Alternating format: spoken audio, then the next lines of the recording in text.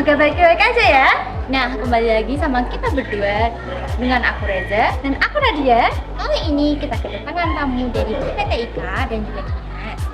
Kita akan belajar langsung dengan para ahli mengenai teknologi, informasi, dan komunikasi. Ikuti keselanjutannya bareng kami. Halo Pak, selamat siang. siang. Nah, kebetulan kan kita ada Vlogsmansi juga ya. Say hello dulu Pak. Ya, halo. Nah, kita dimintain tolong kan, dan gitu karena itu boleh minta waktunya sebentar kan? Boleh. Assalamualaikum warahmatullahi wabarakatuh. Nama saya Andika, saya dari BPTIK Dikbud Provinsi Jawa Tengah.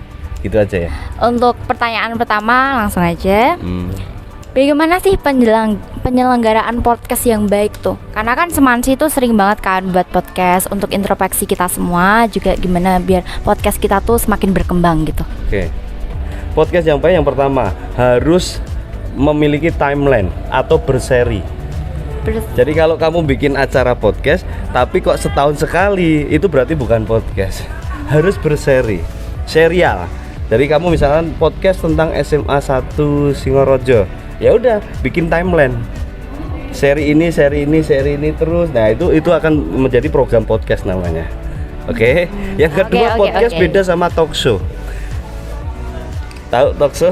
Tahu reality show yang biasa di talk show kan ada satu narasumber biasanya, ada satu MC atau moderator gitu atau pembawa acara. Beda sama podcast. Bedanya di mana? Jadi podcast tuh ya bener-bener ya ngobrol bareng. Saya punya pemikiran, kamu punya pemikiran, kita obrolin. Nah, itu podcast. Tapi kalau kamu narasumber, saya MC, itu talk show. Oke ya. Bedanya di situ. Terus kemudian habis itu dibikin timeline atau berseri. Nah, itu konsepnya seperti itu. Nih Pak, setuju nggak Pak kalau misal anak-anak sekarang itu pada buat konten vlog gitu misalnya? Oke. Setuju saja. Setuju aja. Alasannya salah satu satu siswa harus bisa atau anak harus bisa menyesuaikan diri sekarang atau mengikuti perkembangan ya. Salah satunya sekarang zamannya adalah tidak ada lagi orang yang memberikan informasi berupa tempel kertas di dinding, mengirim surat di pos, itu sudah tidak ada sekarang bahkan ya. Jadi saya setuju banget ketika teman-teman dari adik-adik atau anak-anak SMA sudah mulai bikin konten, jadi konten kreator. Karena apa? Ya zamannya sekarang itu gitu ya. Ngasih informasi sekarang sudah bisa adik-adik punya alat atau tools yang sangat luar biasa gitu ya.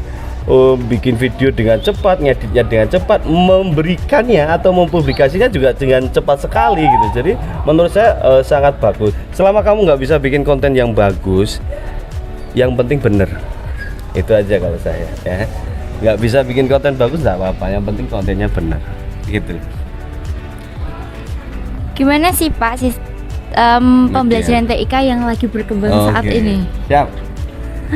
Oke, kalau perkembangan teknologi untuk media pembelajaran sudah banyak sebenarnya. Jadi dan itu semuanya kami di BPTIK Dikbud udah ngasih itu namanya portal Jateng Pintar.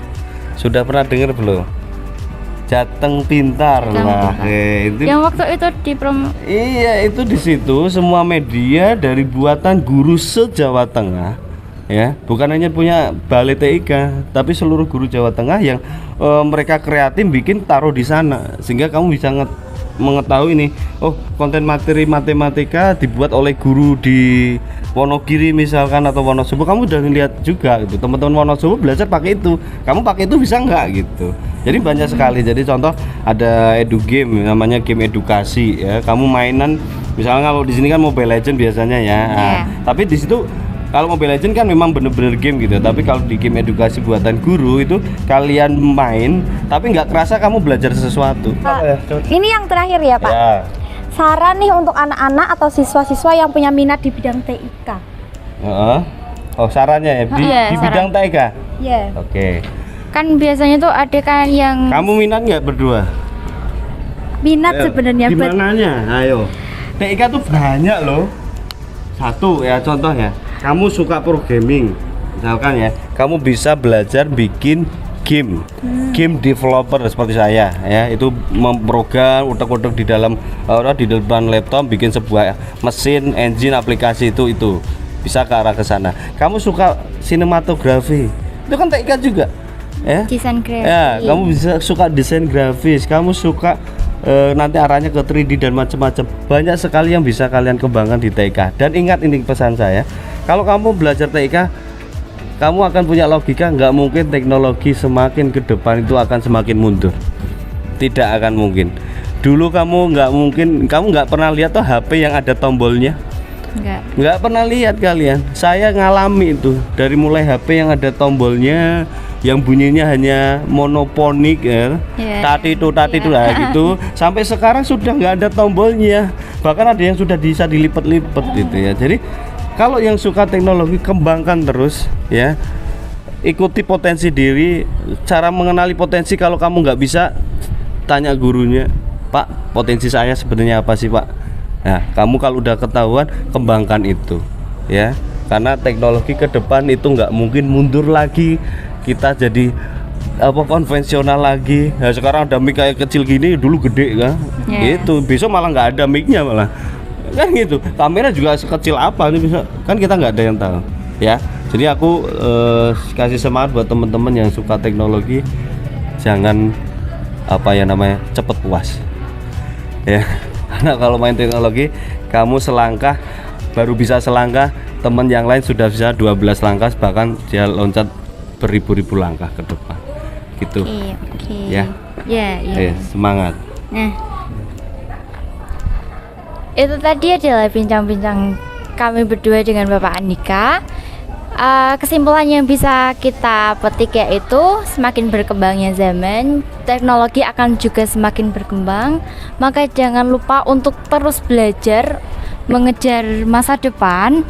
Dan jangan lupa pesan Pak Andika tadi,